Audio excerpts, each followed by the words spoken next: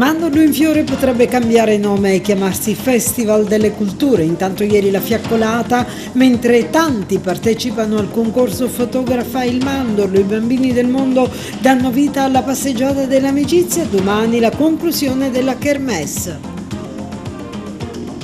Inchiesta Waterloo, chiuse le indagini preliminari, chiesti 8 rinvii a giudizio. Caso Cannes, non erano fondi europei e la Absolute Newton aveva l'esclusiva, proseguono le indagini della Procura di Palermo e della Corte dei Conti. Record di sbarchi a Lampedusa, situazione emergenziale con 3.000 all'interno dell'hotspot. Il presidente di Confagricoltura Sicilia ai nostri microfoni, comparto agricolo in forte sofferenza, rischiamo produzioni e posti di lavoro. Importante iniziativa della CNA per la valorizzazione dei nostri prodotti d'eccellenza e le abilità dei maestri artigiani. Il calcio e l'Acragas con il suo impegno agonistico contro il Castellammare del Golfo e il Pro Favara.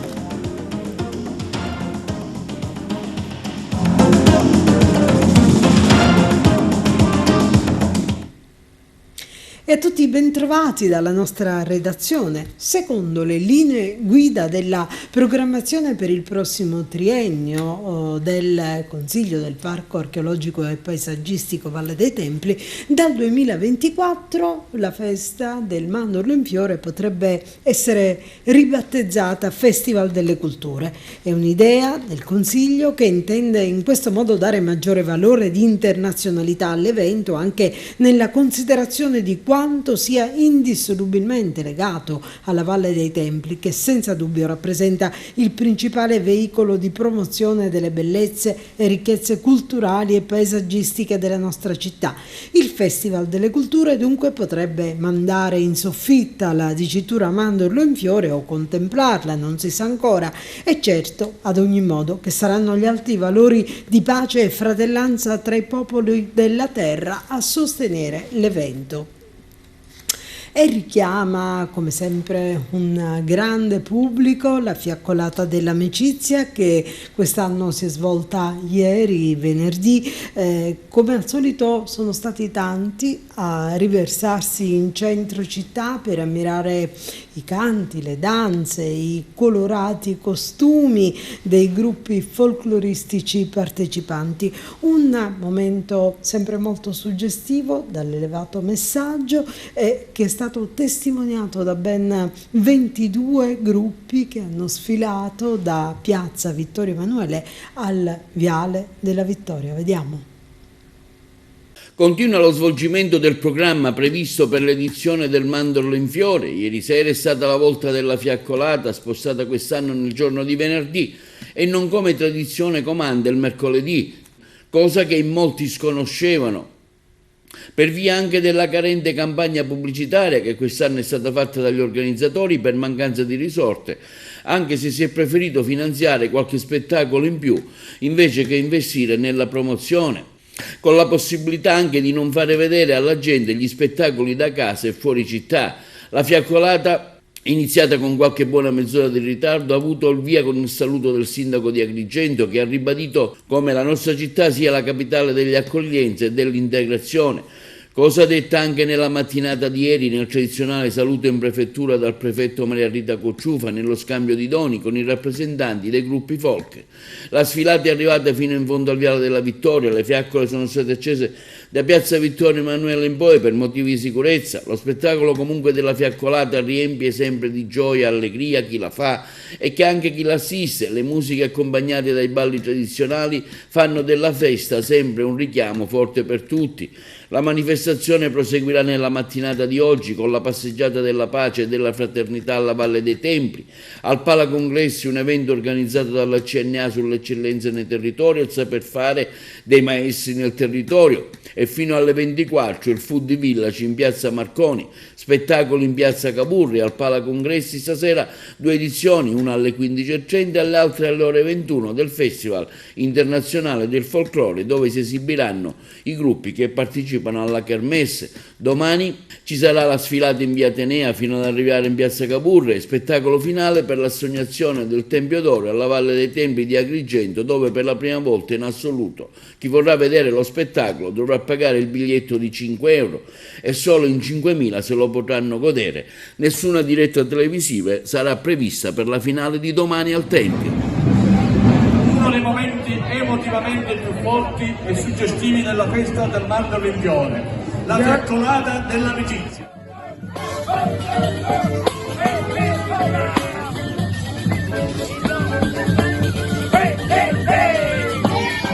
È arrivato il giorno della fiaccolata, se vi ricordate era il mercoledì gli altri anni, ora l'abbiamo spostato il venerdì per far sì che anche un gran numero di turisti possano anche parteciparvi.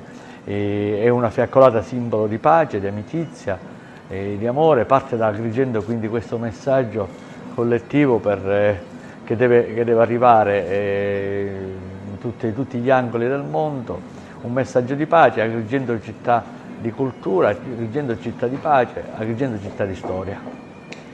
Per domenica ci sono delle regole chiare da rispettare, ha qualcosa da dire al pubblico?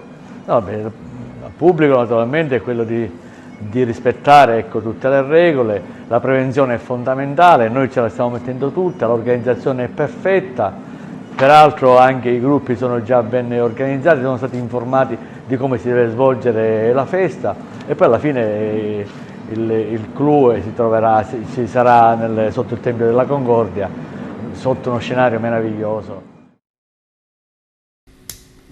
E il concorso Fotografa il Mandorlo, voluto come ogni anno da Agrigento Oggi, diretto da Domenico Vecchio, anche quest'anno raccoglie le foto più belle per scegliere di premiarne poi alcune. A tal riguardo gli organizzatori hanno aperto una pagina Facebook che vedete nelle nostre immagini, nella quale i partecipanti potranno postare le foto realizzate e metterle così in concorso. La pagina si può raggiungere digitando sul social 75° Mandorlo in Fiore, foto in concorso.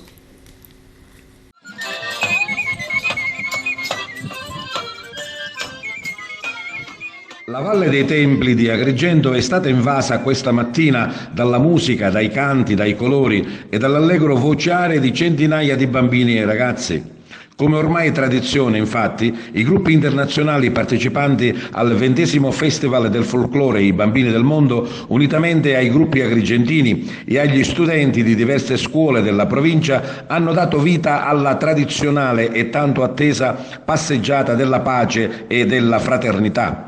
La Valle dei Templi, patrimonio dell'umanità, grazie alla collaborazione del Parco Archeologico, ha aperto i suoi cancelli per uno degli appuntamenti più sentiti del 75° Mandorlo in Fiore. Un lungo serpentone colorato e festante è partito dal Tempio di Giunone e ha raggiunto il Tempio della Concordia, una passeggiata con i ragazzi protagonisti e ambasciatori di pace, uniti per un unico scopo, la pacifica convivenza tra i popoli del mondo. Ai piedi del Tempio sono stati letti alcuni passi dei principi fondamentali della Dichiarazione dei diritti del fanciullo, emanata dall'UNICEF nel 1959. In tanti, ognuno con la propria lingua, con le proprie preghiere, la propria religione, hanno rivolto ai grandi della terra un unico grido affinché terminino tutte le guerre e regni la pace nel mondo. Nel pomeriggio, presso i locali dell'oratorio Don Guanella, la suggestiva preghiera interreligiosa ai popoli per la pace, dove i bambini del mondo, ognuno con la loro lingua e la loro religione, pregano per la pace. E cambiamo argomento. Concluse le indagini preliminari dell'inchiesta Waterloo, che conta numerosi indagati, al centro Agrigenti Acque e Idrotecne, che ha gestito il servizio idrico ad Agrigento, società che poi è fallita. L'inchiesta ha condotto all'archiviazione della posizione di circa 60 imputati, ma adesso il procuratore Vella ha avviato la requisitoria, che è stata aggiornata al 24 marzo, chiedendo che vengano rinviati a giudizio Spedizioni con la Diomede, Iginio Della Volpe, Pietro Angelo Cutaia, Francesco Borrovecchio, Salvatore Aiola, Leonardo Di Mauro, Rino Vella e Silvio Apostoli. La requisitoria, come detto, proseguirà il 24 marzo. E non erano fondi europei quelli affidati alla Absolute Blue senza gara per l'allestimento della famosa mostra a Cannes. La Corte europea si è ritirata e quindi l'inchiesta è rimasta solo tra le mani della Procura di Palermo e della Corte dei Conti e tra l'altro i giudici smentiscono quanto affermato dall'assessore al turismo del periodo Manlio Messina. La ditta non aveva l'esclusiva, vediamo. I fondi spesi e stanziati non sono europei, ma nazionali e regionali. Per questo la Procura europea si è fatta da parte sul caso Cannes. Come si ricorderà, la vicenda gira intorno ad un affidamento senza gara alla Absolute Blue di 2.200.000 euro finalizzati alla realizzazione di una mostra fotografica Sicily Women and Cinema e a fare promozione della Sicilia al 76esimo Festival del Cinema in Costa Azzurra. L'inchiesta resta adesso in mano alla Procura di Palermo e di quella della Corte dei Conti, che indagano sull'eventuale sperpero di denaro pubblico. Tutto accadde quando era in carica l'assessore Manlio Messina, ma il governo Schifani ha bloccato tutto, accertando la possibilità di irregolarità sul pregresso e fermando le successive spese per l'edizione 2023. Oltre 900.000 euro per allestire Casa Sicilia all'Hotel Majestic, 311.000 per lo shooting fotografico affidato a Moja, 511.000 per animazioni, conferenza stampa e consumi, 306.000 per pannelli pubblicitari, quasi 800.000 per manodopera e 30.000 per l'accoglienza degli ospiti della regione siciliana. E se da un lato l'ex assessore Messina afferma che i soldi erano provenienti da fondi europei e la ditta scelta aveva l'esclusiva, il defilarsi della Corte europea fa perdere corpo a queste dichiarazioni e i giudici hanno inoltre accertato che non ci fosse alcuna esclusiva. Una situazione complicata che dovrà anche spiegare perché, in assenza di esclusiva, appunto, l'affidamento è andato senza gara alla Absolute Blue. È un'emergenza senza fine quella dei migranti e la situazione al momento è veramente fuori controllo. C'è un record di sbarchi con numeri mai registrati a Lampedusa, sono oltre 3.000 ammassati nell'hotspot, mentre dunque il governo vara una stretta per scafisti e trafficanti di uomini e sulla stessa linea vede anche Francia e Inghilterra. C'è un grande lavoro al momento della Guardia Costiera che soccorre i numerosi arrivi nella più grande delle Pelagie. E tanti arrivano dalla Tunisia a causa di una grande crisi economica che favorisce la fuga di immigrati subsahariani. Chi riesce si mette in viaggio da lì per l'Italia e viene a cercare in Europa una chance di sopravvivenza approdando a Lampedusa. Noi abbiamo sentito il sindaco. La mia isola continua a salvare persone, così come già ha fatto in passato e continua a fare tuttora.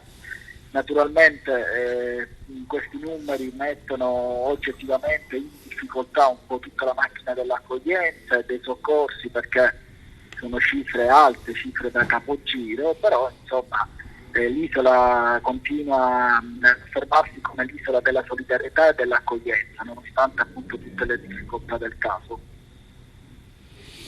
Ecco, lei recentemente anche ad Agrigento è venuto il ministro Piantedosi, aveva lanciato delle rassicurazioni. Sono diciamo situazioni che si stanno verificando, mi riferisco all'accoglienza, all'hotspot che è sempre pieno, allo svuotamento attraverso le navi, oppure soffrite sempre questa difficoltà? L'unico problema è questo, perché purtroppo l'hotspot ha una capienza piccola, cioè è stato concepito per 400 persone, per cui quando i numeri diventano più elevati diventa un po' difficile gestire all'interno la situazione. Quello che abbiamo chiesto allora e che continuiamo a chiedere anche oggi, che si prepari, che si faccia un programma diverso, prevedendo delle navi, grosse navi che stiano in rada nelle acque di Lampedusa e che all'occorrenza appunto trasferiscono in massa i migranti in delle strutture più idonee. È intervenuta anche la nave Diciotti in queste scorse ore? Sì, l'altro ieri è intervenuta la nave Diciotti, però adesso appunto le condizioni del mare non permettono di continuare con i trasferimenti, tant'è vero che sia questa notte che nella giornata odierna ci saranno dei trasferimenti via aerea. La nave per il Porto Empedocle è bloccata, c'è qualche problema in particolare? O è solo una questione di... È questione di tempo, le cattive condizioni del meteo che non consentono appunto le partenze, tant'è vero che si sta ovviando appunto a trasferire le persone in aereo. E sembrano abbondantemente trascorsi i tempi in cui quel 61-0 di Gianfranco Miccichè fece un esponente mitico di Forza Italia. Oggi la sua presenza appare, se non proprio sgradita, certamente almeno scomoda. Vediamo perché. Centrodestra compatto intorno al presidente della regione siciliana Renato Schifani, che ha riunito i responsabili del partito e i capigruppo parlamentari della coalizione a Palazzo d'Orleans in un clima, specificano alcuni dei presenti, di serenità e condivisione. Non c'era il coordinatore regionale di Forza Italia Gianfranco Miccichè, che è nel gruppo misto. Il gruppo parlamentare di Forza Italia, a cui fa parte anche Renato Schifani, 2 giorni fa ha chiesto al leader Silvio Berlusconi il cambio di leadership nell'isola. E non è la prima volta che i deputati regionali scrivono a Berlusconi chiedendo la rimozione di Miccichè. Era già successo nella precedente legislatura, quando il presidente del partito era arrivato a ipotizzare di affidare a Forza Italia a un triumvirato, un'idea che durò il tempo di una telefonata tra Berlusconi e Miccichè e un fine settimana di riflessione. Precari, Covid, termovalorizzatori, ipotesi di richiesta di commissariamento per valorizzare i lavori lungo l'autostrada Palermo-Catania e terzo mandato per i sindaci sono stati i temi affrontati nel corso del vertice di maggioranza dopo la vittoria alle regionali dello scorso autunno. La coalizione tornerà a riunirsi nei prossimi giorni per cercare di trovare unità nella candidatura per le amministrative in quei comuni dove il confronto è ancora aperto, come ad esempio la città più importante della Sicilia insieme a Palermo, che è quella di Catania. Emergenze del comparto agricolo, siccità e desertificazione rischiano di mettere veramente a dura prova l'agricoltura siciliana, che tra l'altro riesce a mettere in produzione eccellenze apprezzate in tutto il mondo ed è fonte di occupazione per molti siciliani e anche stranieri. Noi di tutto questo abbiamo parlato con Rosario Marchese Ragona, che è presidente di Confagricoltura Sicilia. Presidente, qual è la situazione del comparto agricolo odierno in Sicilia? Si parla di una desertificazione dei terreni per via appunto della crisi dell'agricoltura. Lei che ha il posto in mano di una associazione sindacale regionale sicuramente ce lo può dire. Dice bene, c'è un rischio desertificazione dovuto anche alle temperature, il clima sta cambiando, i cambiamenti climatici ahimè sono ormai un compagno di viaggio, quindi le nostre culture vengono danneggiate spesse volte dall'eccessivo caldo in estate e da violenti acquazzoni nel periodo invernale. Di contro c'è un caro costi di gestione delle nostre aziende agricole che non trova riscontro nella vendita di prodotti che invece, causa globalizzazione, causa conflitto russo-ucraino, causa la concorrenza spietata e incontrollata che c'è dall'estero, vengono sempre più mortificati. Quindi oggi si produce a dei costi di gran lunga superiori a quelli degli anni passati per il caro materie prime e di contro i nostri prodotti valgono sempre meno. Questo ahimè è un problema di ordine economico di una grandezza enorme, ma comincia a diventare un problema di ordine sociale perché molti imprenditori cominciano a non coltivare, quindi col conseguente disastro ambientale che si viene a creare, ma è un problema sociale perché ahimè molte persone stanno perdendo il loro posto di lavoro e veramente ne pagheremo un po' tutte le conseguenze. Quindi il problema non sarà più dell'agricoltore o dell'imprenditore agricolo, ma ahimè riguarderà tutta la società. Uno dei settori più in crisi è quello dell'uva. Lei è anche un produttore in questo senso, quindi ci può dare anche la sua doppia interpretazione. Ma è un problema sull'uva da tavola, sull'uva da vino, ma devo dire sugli ortaggi.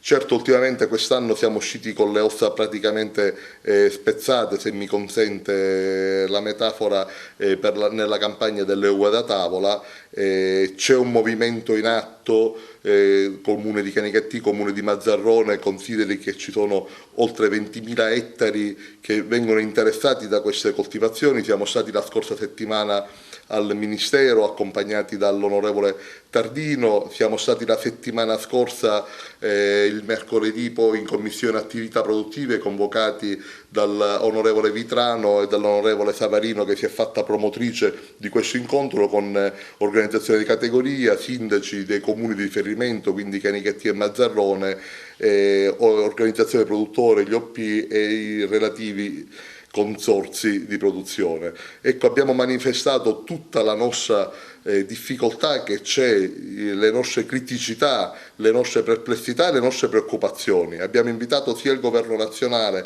che il governo regionale immediatamente ad approntare delle misure tampone che possano ristorare gli agricoltori delle perdite subite, quindi un aiuto immediato che possa arrivare all'agricoltore, un po' come è stato fatto nel decreto regionale di fine anno per i produttori di latte, per la crisi russo-ucraina. Abbiamo chiesto pure questo per le uve da tavola che sono finite al macero, quindi con dei prezzi ridicoli, 7 centesimi a fronte di un costo di produzione di 50 centesimi, quindi l'agricoltore ci ha pure perso. E poi delle misure strutturali che vanno verso la riconversione varietale e verso la riconversione culturale. Probabilmente abbiamo vigneti vecchi, stanchi, delle cultivar che superate i mercati vogliono delle nuove culture, e quindi ecco, quello che chiediamo è degli interventi immediati che possono portare immediata liquidità alle aziende per fronteggiare le campagne prossime future, le campagne agricole, e degli interventi strutturali che possano migliorare la produzione, valorizzare le produzioni giovani, espiantare le vecchie produzioni, sostituendole, perché dobbiamo guardare sempre l'aspetto ambientale e la coltivazione dei terreni, se no la desertificazione aumenta, e quindi a medio e lungo termine riprogrammare le nostre aziende agricole. Uno dei problemi che si è evidenziato recentemente anche a carattere nazionale è stato quello che è la mancanza di acqua, purtroppo, un problema che influisce particolarmente nel settore agricolo, ovviamente. Come Confagricoltura, sia Agrigento che regionale, ce ne siamo sempre occupati. Abbiamo sempre denunziato che in Sicilia ci sono circa 25 dighe non collodate che non possono invasare acqua, o se la invasano a un certo punto devono sversarla in dei fiumi che peraltro non sono neppure puliti e quindi fanno danno alle culture sottostanti. Ahimè, quello che chiediamo è che possano venire collodate, che possano invasare acqua. Emblematico è la diga di Gibesi in provincia di Agrigento, in un territorio vastissimo che comprende non solo la provincia di Agrigento ma anche Caltanissetta, che ha una superficie di circa 100 ettari e che ahimè non invasa neppure un litro d'acqua, perché le paratie sono aperte proprio per evitare il rischio di invasare e poi buttare. Ahimè, questo è un danno, è una beffa per gli agricoltori.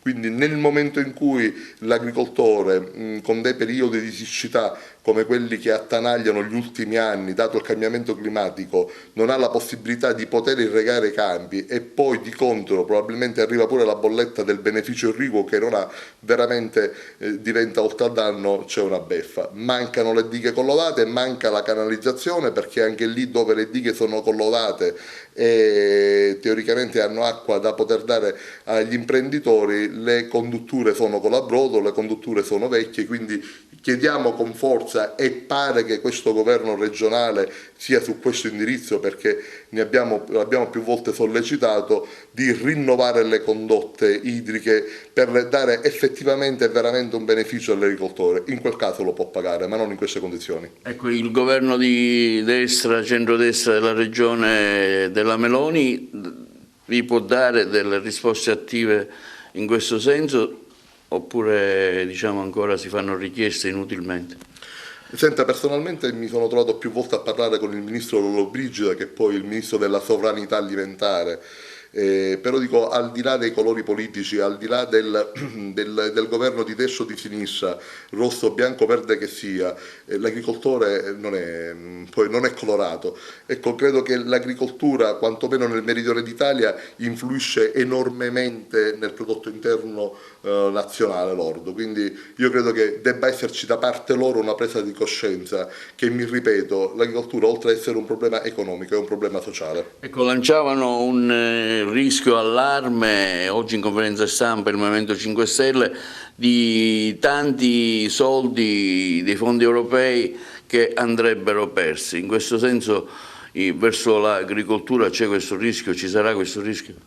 Senta, l'ho letto pure io, il momento è congiunturale, è vero o non è vero, sicuramente l'assessorato agricoltura negli ultimi anni, con il cambio di rotta che si è dato, diamogliene atto, tanti soldi sono spesi. Vero anche che i preziari erano quelli vecchi, vero anche che la crisi russo-ucraina ha fatto lievitare del 500%, del 1000% il costo dell'acciaio, delle materie prime, quindi chiaramente un imprenditore che deve fare investimenti e che è legato a dei preziari che sono vecchi del 2015, del 2016, acquistando dei beni nel 2003 che costano 10 volte tanto, chiaramente ci pensa, e il rischio che i soldi impegnati possano essere non spesi c'è. Se poi la pubblica amministrazione nel tempo passato impiegava un paio di anni per le strutture pratiche, chiaramente il rischio ci può essere. La Sicilia, e concludo, nella graduatoria del settore agricolo in Italia a che punto è? Ma la Sicilia è stata sempre una delle migliori regioni per quanto riguarda l'agricoltura. Certo, oggi stiamo soffrendo tantissimo anche perché la Sicilia da questa parte del Mediterraneo, ma dall'altra parte del Mediterraneo, ahimè, ci sono tante produzioni che arrivano e quindi ci troviamo a essere frontiera, ci sono tante altre produzioni che arrivano in barba degli accordi di reciprocità che negli anni passati sono stati stilati e quindi con contingenti che superano ciò che era previsto. Significa che c'è un'invasione anche di prodotto estero che arriva sui nostri mercati, non contingentato, quindi oltre ciò che era previsto, che fa concorrenza alle nostre produzioni che hanno un costo di produzione di gran lunga superiore a quello che costa loro. Poi quello che c'è dentro in quei prodotti, ahimè, evitiamo di pensarlo, perché sicuramente i nostri disciplinari di produzione a livello europeo e mi permette di dire mondiali sono tra i più rigidi che ci sono. Negli altri c'è da rifletterci un po'. Ammonta a ben 2 milioni circa di euro il patrimonio confiscato alla mafia a Palermo. C'è un servizio.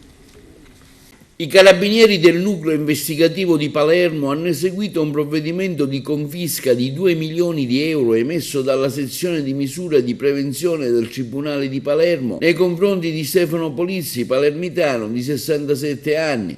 Con la sentenza della Corte di Cassazione il provvedimento è diventato irrevocabile. Stefano Polizzi è stato arrestato ad aprile del 2012 nell'ambito dell'operazione denominata Sisma, con l'accusa di avere commesso 2 tentate estorsioni aggravate e di essere vicino ai vertici della famiglia mafiosa di Misilmeri. È stato quindi condannato a 4 anni di reclusione, sentenza diventata irrevocabile a marzo del 2017.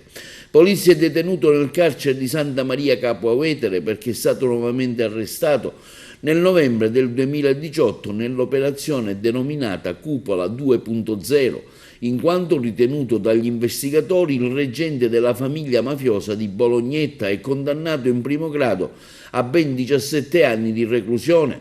Sono stati confiscati inoltre 2 imprese a Bolognetta nel settore dell'edilizia, un immobile a Bolognetta, una quota di un panificio a Marineo, un immobile sempre a Marineo e 5 appezzamenti di terreno a Bolognetta e un'abitazione rurale a Bolognetta. Inoltre sono stati sequestrati 8 automezzi e 8 rapporti bancari. Ha destato grande commozione l'improvvisa tragica morte avvenuta ieri sul Viale delle Dune di Antonio Valenti, già consigliere comunale di Favara. Tutti lo ricordano come una persona onesta e molto distinta e con una lunga storia politica alle spalle e una candidatura a sindaco nel 1993. Antonio Valenti nel 1990 fu assessore alla pubblica istruzione, poi fondò il Movimento Democratico Popolare, successivamente aderì a Forza Italia, partito per il quale divenne consigliere comunale nel 2008, poi si posizionò vicino all'MPA e poi Sicilia Vera. Fu un grande sostenitore dell'autonomismo.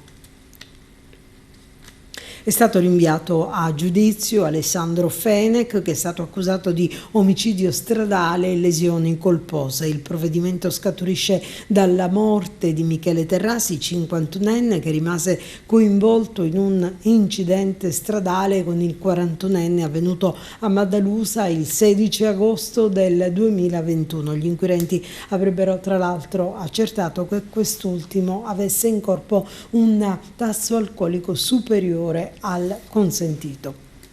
E ancora cronaca, è di 3 feriti il bilancio di un incidente stradale verificatosi in mattinata a Licata. Per cause ancora in corso di accertamento si sono scontrati una moto Ape e un SUV. Gli occupanti dei mezzi sono stati trasportati al San Giacomo d'Altopasso di Licata.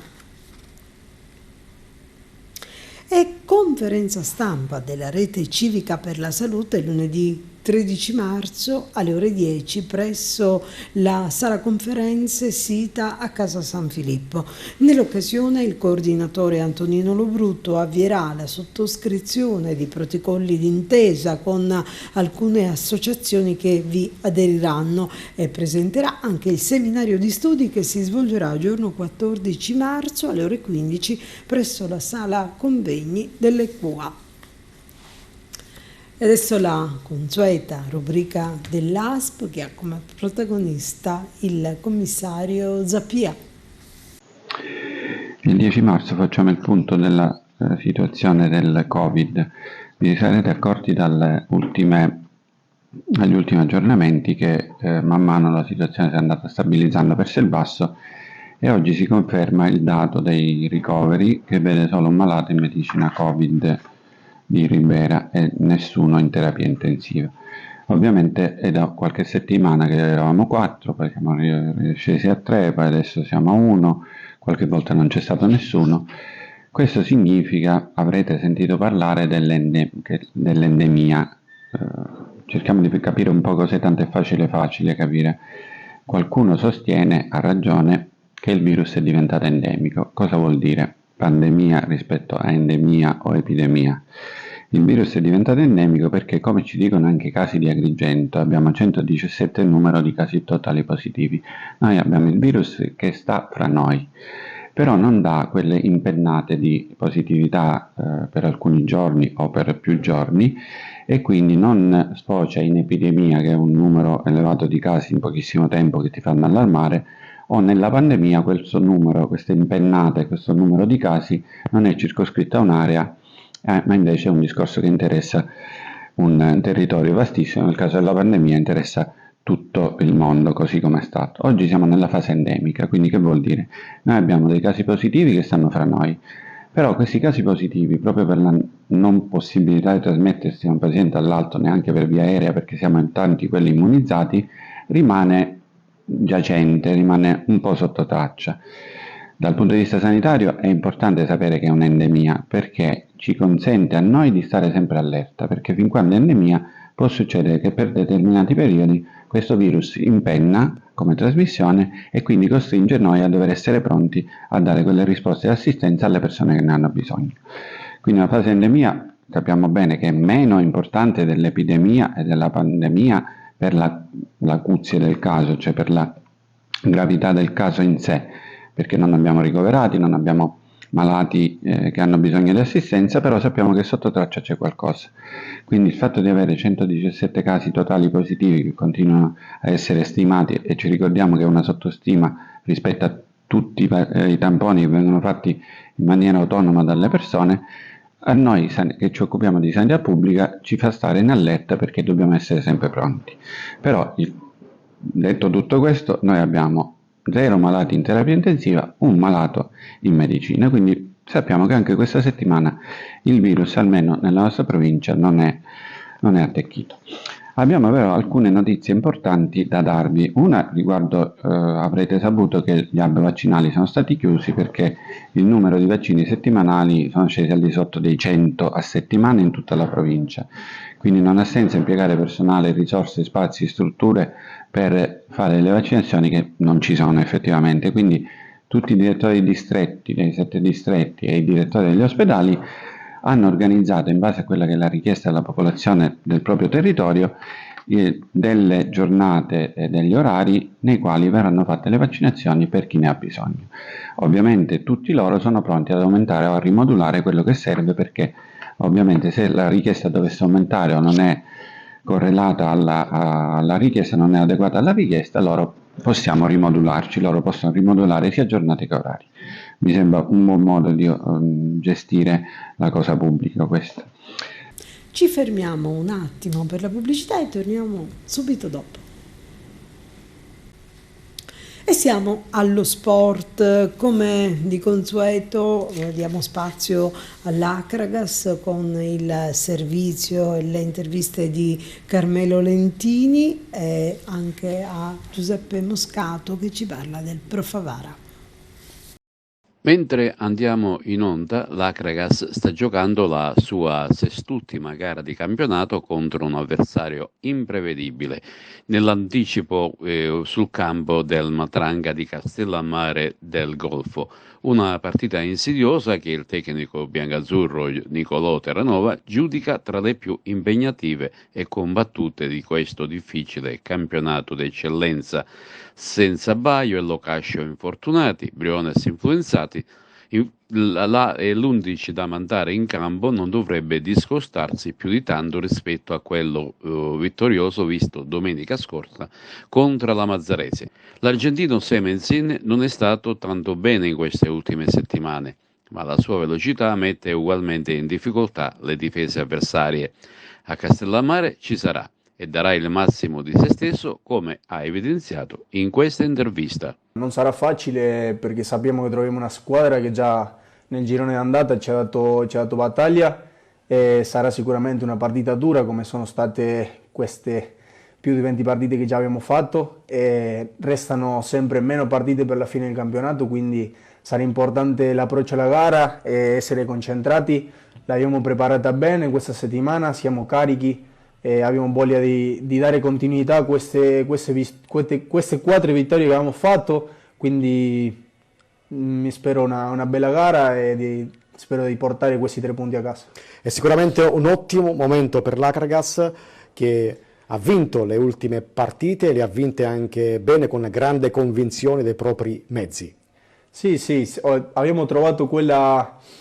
come si dice, ci siamo ritrovati noi, abbiamo trovato quel gioco, quella voglia, quella determinazione che avevamo prima, però c'è sempre da migliorare, stiamo lavorando, siamo nella strada giusta, siamo contenti di quello che stiamo facendo, però sempre c'è qualcosa in più che possiamo fare e queste sono le ultime 6 partite dove lo faremo. Ecco, cosa servirà in questo finale di campionato per vincere il campionato e approdare in Serie D? Fame, voglia, determinazione, concentrazione, umiltà, penso che sono queste le 5 cose che questo gruppo ce l'ha, che questo staff ce l'ha, che la società è fiera e si fida di noi per raggiungere questo obiettivo grande per questa città, per questa piazza, e vedremo che succede. Sono fiducioso. È la tua migliore stagione finora da quando giochi a calcio? Sicuramente sì, ovviamente sono contento quando sono arrivato ho detto che io volevo solo contribuire alla squadra in qualsiasi modo, e penso che finora sto riuscendo, penso che posso fare meglio, sì, come sempre, però sì, sono contento di finora della stagione che ho fatto, però mancano ancora 6 partite per tirare le somme. Adesso vediamo cosa riserva questa 25esima giornata di campionato. E questo sabato alle 14.30, ecco, Castellammare Acregas che si sta giocando. Domenica invece alle ore 15 si giocherà a Cus Palermo Castelltaccia a porte chiuse, Don Carlo Misilmeri Mazzara, poi Enna Nissa, anche questa gara si giocherà a porte chiuse. Gela Oratorio Marineo, Mazzarese Parmonval, Profavara Sciacca, un derby, questo che è stato affidato ad una terna arbitrale tutta palermitana. Infatti l'arbitro sarà Francesco Polizzotto, mentre gli assistenti Giuseppe Di Marco e Roberto Cracchiolo, tutti della sezione di Palermo. Infine Resuttana, San Lorenzo, Leonfortese. Archiviato il derby con l'Acragas, rinvigorita la classifica con i 3 punti del Parmonval, la Profavara torna tra le mura amica. Domenica un altro derby con lo Sciacca per proseguire quel cammino verso la vetta del campionato e sicuramente per rinsaldare il podio. Mister? Sì, era importante ripartire dopo la sconfitta immeritata con l'Acragas. Credo che i ragazzi hanno risposto abbastanza bene sabato a Palermo su un campo difficile, campo quasi impraticabile, e c'è stata veramente una bella reazione. Adesso ritorniamo fra le mura amiche, abbiamo un'altra partita importante contro lo Sciacca, una squadra attrezzata, una squadra che viene da una sconfitta interna e quindi sicuramente cercherà in tutti i modi di metterci in difficoltà, però noi dobbiamo continuare a riprendere il cammino che abbiamo lasciato 2 settimane fa. È una partita importante per la classifica e noi dobbiamo fare di tutto a fare più punti possibili da qui al fine campionato. Come al solito sabato mattina allenamento di rifinitura, che indicazioni le hanno dato i ragazzi? Ma io da tanto tempo ho solo indicazioni positive. I ragazzi stanno tutti bene, hanno tanta voglia tutti di giocare, quindi sono costretto a fare delle scelte. A volte mi dispiace anche lasciare qualcuno fuori, però loro sanno che sono tutti importanti e quindi c'è bisogno di tutti da qui a fine campionato. Un campionato che naturalmente è ancora un po' incerto, anche se Acragas e Nizza e Enna stanno un po' in avanti. Profavara indietro per arrivare dove? Ma noi dobbiamo fare più punti possibili, anche perché adesso sono 7 punti dalla seconda, dalla prima, diciamo, e quindi dobbiamo cercare un attimino di accorciare un po' la classifica per cercare di arrivare nella migliore posizione possibile, e quindi da qui a fine campionato ci sono queste 6 partite, sono tutte partite importanti e noi le dobbiamo fare tutte in maniera come se fosse una finale, perché dobbiamo fare più punti possibili. E sia l'Acragas che la Profavara hanno in casa l'Enna, un elemento delle partite determinanti. Sì, sicuramente sono partite determinanti, poi sono scontri diretti, squadre attrezzate per fare bene, per vincere il campionato, però io non sottovaluterei tutte le altre partite, perché se adesso guardiamo un po'. Siamo in chiusura, ma prima della sigla abbiamo realizzato un bel ampio servizio che vedrete adesso, che parla di una iniziativa della CNA Arte e Gusto, in corso al Palacongressi. È importante perché riesce a mettere in luce quelle che sono le eccellenze del territorio, ma non solo, anche il saper fare dei nostri maestri artigiani. Con queste belle immagini e questi bei contributi vi lasciamo, vi auguriamo buon proseguimento della vostra giornata, vediamo appuntamento a lunedì con l'informazione di TV Notizie che torna puntualmente. A tutti buon weekend e buona fine della sagra del mandorlo in fiore adesso. Nell'ambito delle iniziative del Mandorlo in Fiore, la CNA di Agrigento, in collaborazione con quella di Ragusa e la Sicilia, hanno organizzato oggi al Palacongresso un evento denominato CNA Arte e Gusto, le eccellenze del territorio e il saper fare dei maestri artigiani, finalizzato alla promozione e alla valorizzazione dei prodotti di qualità del settore enogastronomico e dell'artigianato artistico e tradizionale in particolare. I riflettori sono stati puntati grazie al coinvolgimento dei rispettivi consorzi di tutela sul pistacchio di Raffadali DOP, l'arancia di Ribera DOP, il cioccolato di Modica IGP, la mandola del Parco del Lavandle dei Templi. Inoltre uno spazio espositivo dedicato alle masterclass con degustazione opera dell'Associazione Provinciale Cuochi e Pasticceri di Agrigento, la partecipazione degli allievi della scuola alberghiera Ambrosini di Favara e nella mattinata di oggi il seminario sul tema Sviluppo e Salute, prodotti a marchio comunitario, garanzia per una sala, alimentazione, strategia di marketing e promozione. Sicuramente ha una importanza straordinaria perché ci incastoniamo all'interno del programma del Mandorlo in Fiore, una kermesse folclorica che ormai ha una radice profonda, che esprime valori di fratellanza, di concordia, di integrazione, quindi in questo contesto è un veicolo straordinario per poter promuovere il territorio e le aziende e i prodotti. Il CNA Arte e Gusto ha questa finalità di promuovere le nostre aziende, i nostri prodotti di eccellenza, sia per quanto riguarda l'agroalimentare, sia l'artigianato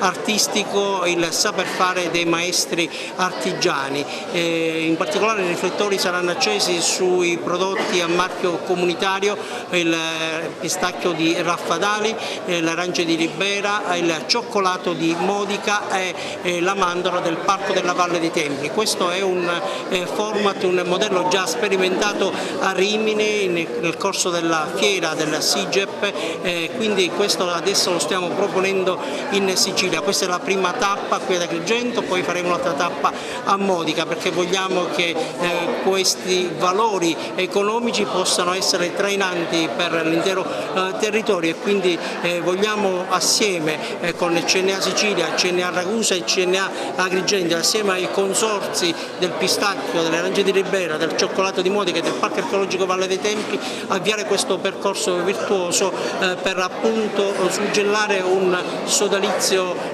che possa portare risultati concreti per la nostra economia.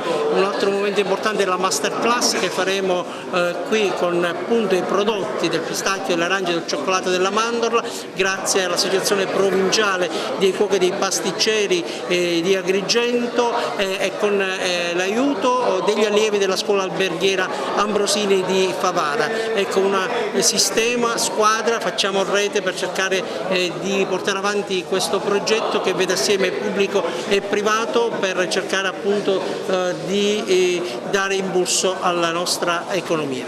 Assessore, un momento importante anche nell'ambito del Festival del Mandorlo, questa cooking show, insomma seminari che la CNA sta organizzando. Assolutamente sì, l'amministrazione comunale ha sposato immediatamente l'iniziativa di CNA Agrigento perché è sempre attenta rispetto alle dinamiche di carattere non solo culinario ma soprattutto artigianale e di economia per la nostra città. Oggi presenti qui le prelibatezze agrigentine e della provincia, è tutta una fiera organizzata sull'artigianato che rende questo mandorlo ancora più vivo. Invitiamo le persone a partecipare perché è un evento molto interessante, ci sarà anche questo convegno dove si parlerà dei prodotti artigianali, le migliori presenze e esperienze della nostra terra, vedi la mandorla, vedi l'arancia, vedi il pistacchio e il cioccolato di Modica, questo gemellaggio tra queste province che hanno questa prelibatezza, questa arte culinaria fondamentale e qui lo sviluppo economico, culturale e turistico non solo della nostra città ma dei luoghi che sono interessati. Oggi è un'iniziativa che va a mettere assieme un evento nell'evento. In occasione della sagra del Mandorlo in Fiore abbiamo voluto far mettere a confronto i prodotti comunitari, il marchio comunitario come il pistacchio di Raffadali, il cioccolato di Modica le arance di Ribera e la mandorla della Valle dei Templi. Lo abbiamo fatto nel passato con altri prodotti in tutto il territorio siciliano. CNA Agroalimentare sta promuovendo queste attività in tutta Italia, in particolare in Sicilia.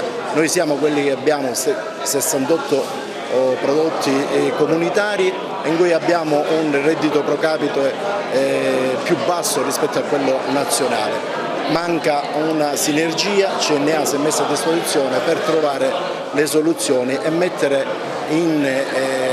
dare l'occasione a queste aziende di poter far emergere i propri prodotti. Lo abbiamo fatto anche invitando la direttrice nazionale del SIGEP, oltre alla promozione del territorio serve la promozione a livello internazionale e il SIGEP è un'occasione fondamentale per le nostre imprese. Lo stiamo facendo anche attraverso il TTG di Rimini.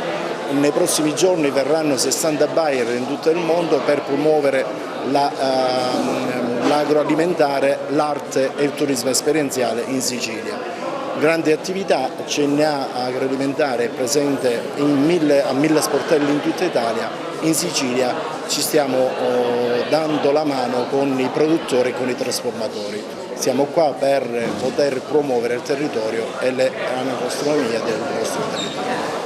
Un ottimo tandem insieme alla CNA di Agrigento per questo paniere di prodotti che riguarda sia le eccellenze di Agrigento ma anche il vostro comprensorio ragusano. Sì, una straordinaria iniziativa voluta dalla CNA Sicilia, dalla CNA Agroalimentare e abbiamo voluto sposare come CNA di Ragusa questo connubio insieme alla CNA di Agrigento, un fatto importante, un fatto nuovo all'interno di una manifestazione storica, quella del mandorlo in fiore di Agrigento, e che ci permette di poter valorizzare le eccellenze di entrambi i territori, il pistacchio di Raffadale, l'arancia rossa di Ribera, la mandorla di Agrigento, nonché il cioccolato di Modi, che è una delle eccellenze importanti del territorio ormai carattere nazionale, ci permette appunto di affrontare tematiche di straordinaria importanza. Oggi lo faremo anche attraverso questo seminario, questo convegno che parlerà delle DOP, delle IGP.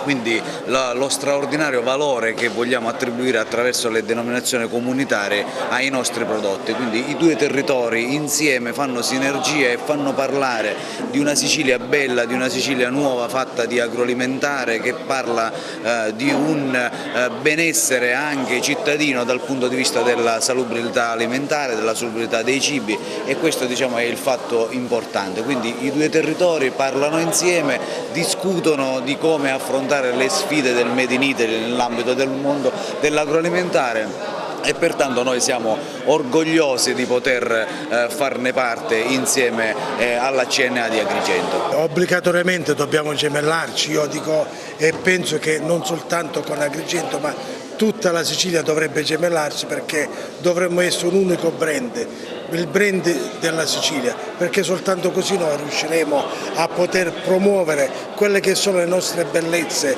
dei territori, la nostra arte, cultura, paesaggi, sapori, gusti, e evidentemente l'iniziativa di oggi è un qualcosa di importante perché narra la storia dei due territori, perché sappiamo benissimo come l'artigianalità, la sapienza, il saper lavorare e trattare i prodotti della terra non fanno altro che valorizzare e mettere in campo quelle che sono attività promozionali per la nostra terra, che ancora oggi dimostriamo non è fatta soltanto di mare. L'attrattiva di questa terra non può provenire soltanto dal mare, ma c'è un immenso scenario di opportunità che si aprono per le aziende che vogliono investire in un'accoglienza diversa, che non sia solo pranzo, ma non soltanto anche pernottamento, ma che sia gusto, che sia sapore, che sia vivere la nostra civiltà, la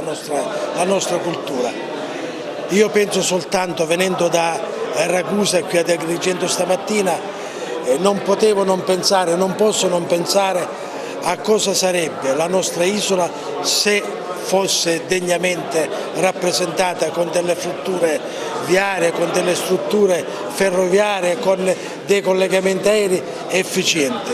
sarebbe veramente l'isola più bella del Mediterraneo, così come era definita dagli arabi. Raffadali presente a questo evento anche per le prelibatezze che produce in primis il pistacchio. Oggi si parla principalmente di pistacchio, il pistacchio in provincia di Agrigento coinvolge Raffadali in quanto ha dato il nome a questo frutto che ha avuto un riconoscimento europeo come pistacchio DOP del Raffadali, anche se devo dire che il pistacchio del Raffadali coinvolge tutto il territorio della provincia di Agrigento o quasi tutto, e dobbiamo lavorare tutti insieme affinché questo riconoscimento porti i frutti nel territorio. Portare frutti significa utilizzarlo come volano di sviluppo per creare occupazione, per far nascere nuove aziende e per cercare di arrivare nel commercio globale con il nostro prodotto affinché si dia ancora un'ulteriore possibilità di sviluppo e di lavoro. Connubio con il pistacchio di Raffadali, non solo, con il cioccolato di Modica, anche dell'arancia di Ribera. Sindaco, parliamone. È naturale promuovere le eccellenze del nostro territorio. Queste appena menzionate sono delle eccellenze del nostro territorio che offre e che sono conosciuti non soltanto nei confini nazionali ma anche oltre. Per quanto riguarda l'arancia di Ribera DOP ormai ha conquistato i mercati del nord Italia ma anche è conosciuta nei paesi europei. Abbiamo un'ottima produzione anche quest'anno, il territorio si allarga, gli ettari coltivati dall'agrumeto sono diventati almeno 7.000, abbiamo avuto nel 2022 un volume d'affari di circa 30 milioni di euro, l'annata in corso promette bene e pertanto dobbiamo assolutamente fare in modo che queste eccellenze siano gli ambasciatori del nostro territorio, del territorio della provincia di Agrigento. Se noi avremo questa capacità e sfrutteremo le risorse che il governo nazionale col PNRR ma anche con altri fondi mette a disposizione degli enti locali e con il ritorno auspicato delle province potremo sicuramente fare un ulteriore salto di qualità per far conoscere sempre di più il nostro territorio dal punto di vista paesaggistico, archeologico, storico, culturale, ma soprattutto i percorsi enogastronomici che sono quel quid in più che noi abbiamo a differenza di altri posti. Oggi qui ad Agrigento per questo connubio all'insegna della CNA che vi racchiude tutti. Sì, CNA ha battezzato questo connubio già nella ultima edizione di SIGEP a Rimini, occasione nella quale il cioccolato di Modica IGP, il pistacchio di Raffadali DOP e l'arancia di Ribera DOP hanno, come dire, incantato il palato e il gusto dei tanti visitatori internazionali che si sono succeduti a SIGEP. Qui invece oggi nasce un'alleanza fra due territori importanti, il territorio di Ragusa che esprime delle eccellenze, fra queste prima fra tutte il cioccolato di Modica IGP, e quella di Agrigento che esprime un ottimo pistacchio di Raffadali, per intenderci il migliore al mondo, a cui si aggiunge l'arancia di Ribera e da non dimenticare la cosiddetta mandorla della Valle dei Templi che deve essere l'orgoglio di Agrigento. Oggi anche la SIGEP per la sua presenza qua, per quali finalità e per quali scopi lei ha voluto essere presente ad Agrigento a questo evento messo su dalla CNA in occasione di una delle feste più importanti della nostra città che è il Festival del Mandorlo in Fiore? È un'occasione straordinaria, SIGEP che rappresenta le eccellenze delle italiane e migliori marche europee nel mondo, perché è una fiera che valorizza al massimo la gelateria, la pasticceria, la panificazione, è qui a testimoniare l'importanza di questi territori, l'importanza dei grandi maestri che qui crescono insieme a una cultura straordinaria, perché è una cultura che fa delle eccellenze territoriali dei motori di sviluppo di un sistema, di un settore artigianale e dolciario che ci rende orgogliosi nel mondo. Anche Antonio Liotta presente a questa iniziativa della CNA. La CNA è l'associazione a cui aderisce Medinova ed è corretto e giusto che io sia presente con lo stand dei libri.